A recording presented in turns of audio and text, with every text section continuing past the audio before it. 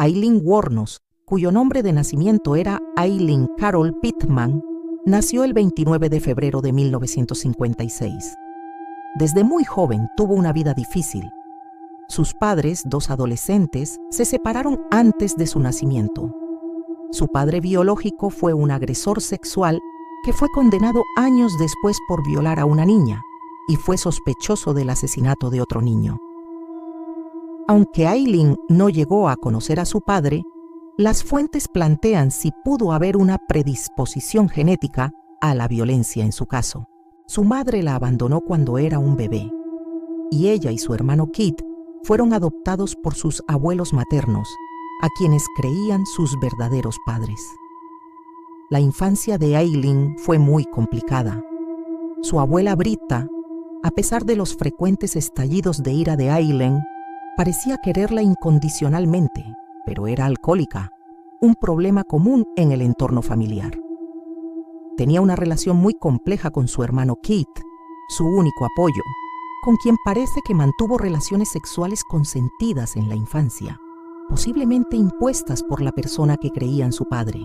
Un psicólogo forense describe a Aileen como alguien con una personalidad borderline, caracterizada por inestabilidad en las relaciones sociales, la autoimagen y el estado de ánimo, necesitada de alguien a su lado a quien aferrarse celosamente.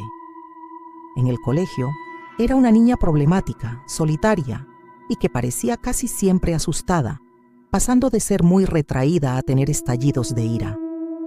A los 12 años, Aileen y Kit descubrieron la verdad sobre sus padres. Esta decepción encajó con su experiencia vital. Si su familia le había mentido, quizás el resto del mundo también conspiraba contra ella. En esa época, comenzó a escaparse de noche para ir a una zona boscosa donde jóvenes bebían y se divertían. Allí, practicaba sexo con otros chicos a cambio de dinero o cigarrillos, y pronto fue conocida como la Furcia en el barrio. Un catedrático de criminología interpreta esto como una demostración de su baja autoestima, creyendo que su manera de sobrevivir era a través de actos sexuales inapropiados.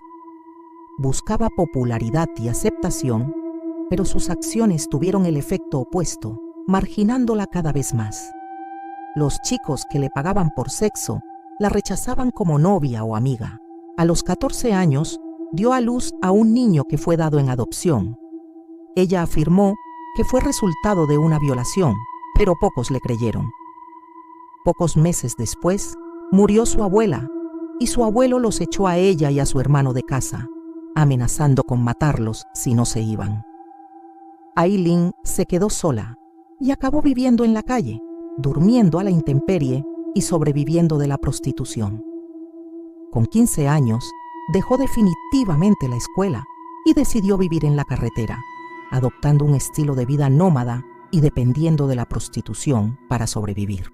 Se estableció temporalmente en Colorado, donde vivió con bandas de moteros y sintió que podía ser otra persona, escapando de su reputación pasada. En este entorno marginal y antisocial, se sentía cómoda ya que no se escandalizaban por su comportamiento, sino que lo aplaudían. Su vida salvaje le trajo problemas con la ley. Fue arrestada varias veces por conducir borracha, disparar desde un vehículo, agredir a un camarero y otros delitos menores. Usaba alias para dificultar su identificación, pero su carácter temperamental y las peleas en las que se metía la hacían memorable. Recurría a su hermano Keith, quien pagaba sus multas, lo que demuestra lo unidos que seguían. La muerte de Kate por cáncer de garganta fue un golpe muy duro, dejándola completamente sola en el mundo. Gastó rápidamente la herencia de su hermano y se mudó a Florida, donde llegó indigente, caótica y solo con la prostitución y los delitos menores para sobrevivir. Una psiquiatra forense sugiere que la sensación de libertad y falta de ataduras la ayudaban a soportar su forma de vida en ese entorno duro. Llegó a casarse brevemente y tuvo problemas de drogas y alcoholismo. En 1981 cometió su primer atraco a mano armada, por el que fue condenada a 13 meses de prisión. La cárcel fue una experiencia importante donde, gracias a su carácter violento y cambios de humor, pudo defenderse y aprender de delincuentes más experimentadas. También descubrió en prisión que su sexualidad no era 100% heterosexual. Al salir, volvió a su estilo de vida anterior. En 1986, conoció a Tyria Moore en un bar gay y se convirtieron rápidamente en pareja. Eileen deseaba estabilidad, pero según criminólogos, era incapaz de tener una relación emocional normal. La relación con Tyria, quien dejó su trabajo para unirse a la vida itinerante de Eileen, se mantuvo con el dinero que Eileen ganaba prostituyéndose. Tyria empezó a presionar a Eileen para conseguir más dinero. La carrera de Eileen como prostituta estaba en declive y se había convertido en una mujer endurecida y enfadada que irradiaba odio hacia los hombres tras décadas de abusos. A finales de la década, la ira de Eileen iba a añadir crímenes violentos a su historial delictivo. La teoría más recurrente sobre el inicio de sus crímenes es que el ataque de su primera víctima, Richard Mallory, quien resultó tener antecedentes como violador, algo que no pudo usarse inicialmente en el juicio, pudo haber detonado una rabia imparable contra todo el género masculino. Otra teoría sugiere que la gran sensación de alivio experimentada al no ser buscada inmediatamente después del primer asesinato fue como una droga que la impulsó a seguir matando. Durante el año que siguió a su primer asesinato, sus escenas del crimen mostraron un patrón. Víctimas masculinas de edad madura que buscaban la compañía de una prostituta, solas en coches por carreteras interestatales 4 al 7.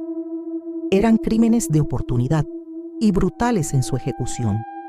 Utilizaba una pistola del calibre 22, les disparaba múltiples veces y les robaba sus efectos personales y vehículos. Intentaba ocultar los cadáveres.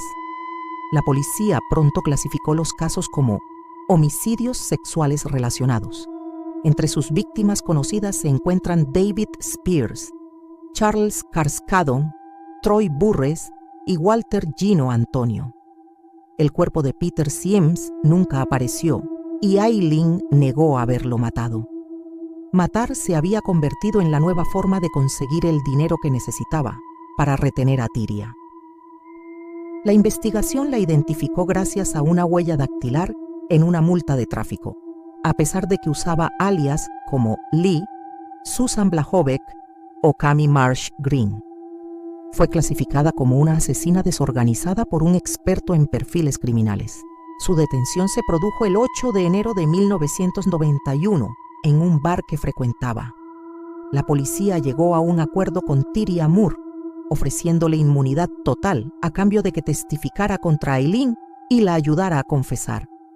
Tyria aceptó y en llamadas grabadas le suplicó a Eileen que confesara. Eileen se confesó culpable de 6 de los crímenes, pero negó el de Peter Sims. Alegó que había actuado en defensa propia, afirmando que las víctimas la habían violado. Describió cómo Mallory la atacó primero y ella le disparó por miedo a su vida. Sin embargo, después de herirlo le disparó 2 veces más para que no la denunciara. El forense indicó que Mallory tuvo una larga agonía. En el juicio por el asesinato de Mallory, el juez permitió que se incluyeran las evidencias de los otros asesinatos para demostrar un patrón de conducta. La abogada de oficio de Eileen tuvo dificultades para probar la defensa propia para los 6 casos y para conseguir información sobre el pasado de Mallory.